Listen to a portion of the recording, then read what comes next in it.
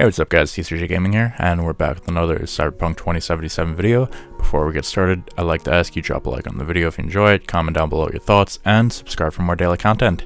Okay, let's get into this. So this is the first of many videos where we will be diving in depth of Cyberpunk lore. I feel like this franchise has so much to tell, and what more to do than to explore this dark dystopian world. Our first bit of lore for today will be Cyberpsychosis, as we try to explore what happens when someone goes off the rails and loses not only their mind, but their humanity as well.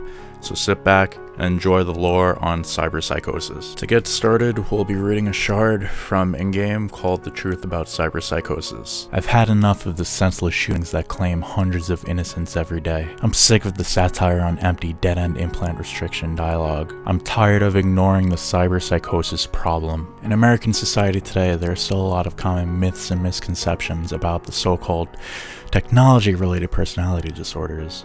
People think they could become infected in sketchy Ripperdoc clinics.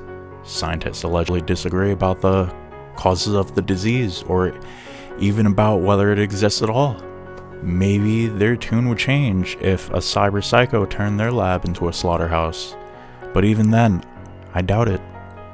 They're not even getting fat paychecks from the cyberware lobby just to openly declare to the public all the nasty possible side effects that come packaged with their products.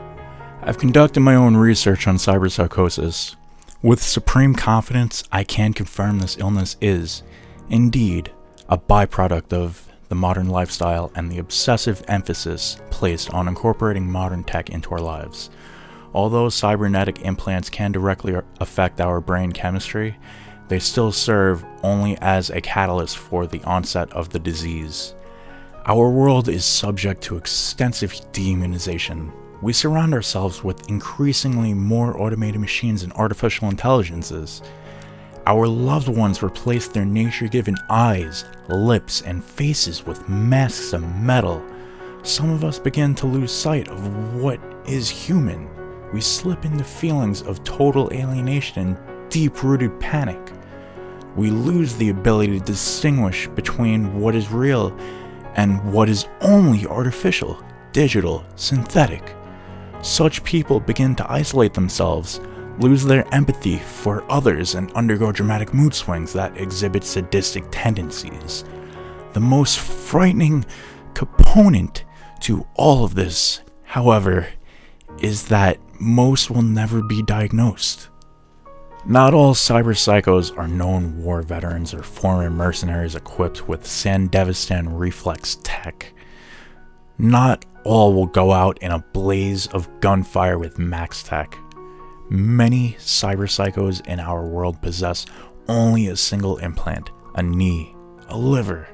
They are unseen, unnoticed. They lock themselves up and shut out their friends, colleagues, and loved ones. The world outside of the net and their delusions have disappeared from conscious thought. They are sick and alone, and no one is doing a thing about it. There is no eloquent summary to be made here.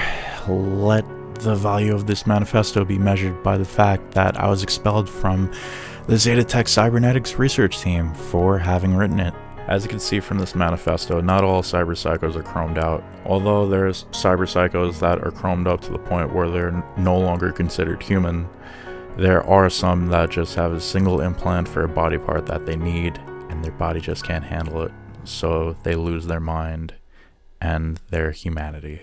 Okay, so time to partially explain cyberpsychosis. First of all, cyberpsychosis is a disorder that in part depends on the subject's overall internal susceptibility. Just like every person who drinks a lot at parties doesn't end up an alcoholic in the gutter, not everybody who gets loaded up on cyberware is going to automatically go cyberpsycho. You have to have inherent susceptibility, which in the tabletop RPG is represented by the player's humanity stat. Humanity is not just a measure of one's aspect of personality, but an overall measure of several elements, including the subject's ability to empathize and relate with others, their ability to absorb and rebound from mental and physical stressors, their ability to show compassion and flexibility to others, and whether they're able to balance their world view through other methods. So in some ways, I tend to treat cyberware as an addiction, heavy anabolic steroid use being my favorite model. Not everybody who juices up ends up crazy, mad with roid rage, but those who are more susceptible to the need to take more steroids are more likely to hit the point where they do flip into roid rage. Take a look at the article linked down below from Live Science for a pretty good idea on how roid rage works. Notice that it's got the same basic profile as Cyberpsychosis. David's starting humanity was probably already pretty high, and before things went to crap, he had a loving mother, a career path, and no more hassle than the average poor guy in a wealthy Ivy League school. So he had a lot of buffers, but even so, he still, even after losing all that, was able to make friends, build a replacement family, and after some prompting, even got a girlfriend and a mentor, which was Maine, to create a supportive father figure, so he could definitely handle the stress of added cyberware up to a point. Most people in Night City don't have that level of humanity to pull that kind of stunt off without going cyberpsychotic, so David is 1 in a million, and that is why Arasaka wants him. We don't know V's background, but even if V was a full-on corpo, they were still able to hold it together, even when they ended up with a dead rocker boy in their heads.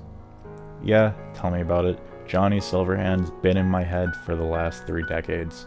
In fact, having Johnny in their head probably helped V because Silverhand's rage and attitude probably acted as a buffer for the psychological hits V is taking. It's like having a timeshare with the guy who's already half cyberpsycho and doesn't mind if V slaps stuff on their shared body. He's already crazy and violent. People who are near the edge are politely asked that is required to register it as such. A registered cyberpsycho is something akin to parole. They must attend periodic therapy sessions to keep them human. They have implants to monitor their activities so long as they don't do anything dangerous. They can go about their lives as normal. A cyberpsycho who goes over the edge is often killed outright. Cyberpsychos usually have enough implanted hardware to cause significant damage and are a threat to anyone they come across. Most police departments will not go out of their way to risk people's lives trying to take a cyberpsycho alive. Over weeks or months, the cyberpsycho gradually regains their humanity. They may eventually become human enough to install cybernetics again, assuming they're not in prison for crimes they committed on their rampage, but they're not really the same again. Mental damage from cyberpsychosis will change aspects of their personality and follow them for their entire lives. By 2077, the occurrence of cyberpsychosis had markedly decreased due to medical and implant advancements, but people still succumb to it every day. Practically none survived any encounter with police, which usually applied to overwhelming firepower to put down the threat regardless of the circumstances, a tactic which resulted in collateral civilian deaths. An expensive drug called, I'm probably going to butcher this, Balaportal was a common treatment for individuals believed to be on the verge of cyberpsychosis, but its effectiveness was questionable.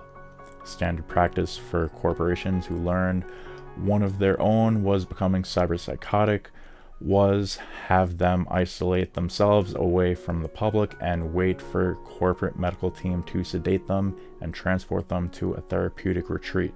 But unknown to the victim, their medical teams were actually hit squads. Holy fuck. And that is all I have on cyberpsychosis for now. Maybe in the future I'll expand upon it on another video. But for now, if you enjoyed the video, drop a like, comment down below what you think about cyberpsychosis. I'd love to hear from you. If you want to hear more lore on something, you go ahead, comment, pick something, and I will look it up. I'll make a video on it. And subscribe for more daily content. This has been TCJ Gaming, and I'm out.